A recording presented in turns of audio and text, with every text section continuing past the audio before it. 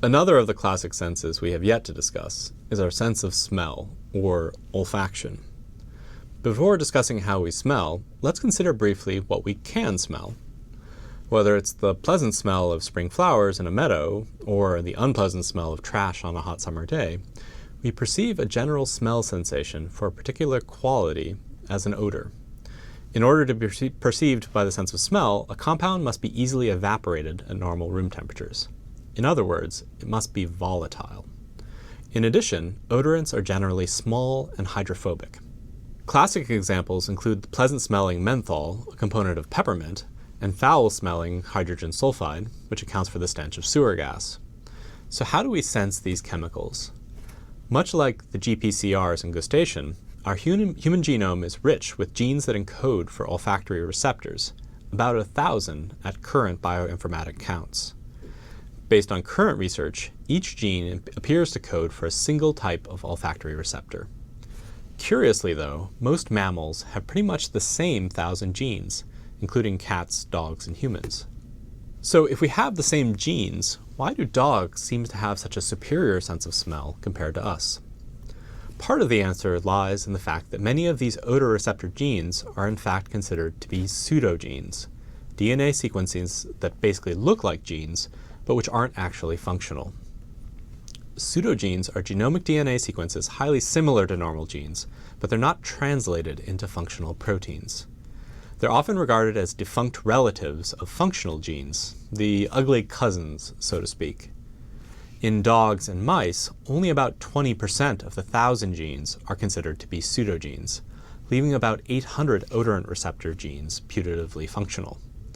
In humans, however, about 60 to 70% of the odorant receptors are considered to be pseudogenes, leaving us with a much smaller functional arsenal of receptors to detect odorants. In addition, each human appears to have a different number of pseudogenes, thus resulting in individual differences in sensitivity to specific smells. Professional perfumers and wine tasters, for example, are thought to be able to distinguish up to 100,000 odors. This begs the question, how can we detect so many different scents if our genes only encode a few hundred functional olfactory receptors? A possible answer has been proposed in the shape pattern theory of olfactory perception. This theory states that scent perception depends on the amount of structural fit between an odorant receptor's shape and the odorant shape, much like a puzzle. In other words, an odorant can have different smells depending on which parts of its chemical structure bind to a given odorant receptor. This maybe is particularly well highlighted by studying stereoisomers of chemical odorants. Stereoisomers are mirror image rotations of a particular chemical molecule, such as D-carvone and L-carvone. While they contain exactly the same atoms, they have different three-dimensional shapes, and thus can bind to different odorant receptors. As a result, they smell completely different.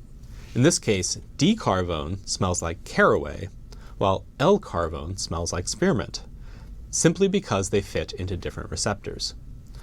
In addition to the shape pattern theory, it turns out that we can also detect the pattern of activity across variant odor receptor types, and the intensity of a given odorant also changes which receptors will be activated. In other words, an odorant that's only present at low concentrations may not necessarily smell the same as if it were present at high concentrations. Lastly, the specific timing and order in which an odorant receptor is activated also influences how odors are perceived. Jointly, these observations may explain how we can detect far more odorants than the number of odorant receptors in our genome might suggest. Now let's take a minute to discuss the difference between odors and odorants. Odor refers to the percept of a given smell, while an odorant is a volatile chemical that binds to olfactory receptors. We rarely smell pure odorants. Rather, we perceive mixtures of odorants. Recall that in the auditory system, we learned that the brain has special mechanisms for disentangling different conversations, for example, in a crowded room. Much the same way, the olfactory system has evolved mechanisms for disentangling odors, even when they co-activate some of the same olfactory receptors. In the case of olfaction, this is thought to rely on the turbulent movement of odorant compounds in plumes originating from the odorant source, for instance, your gym socks. The mechanisms that the brain uses to identify the olfactory compounds that produce these odors are still the subject of active research.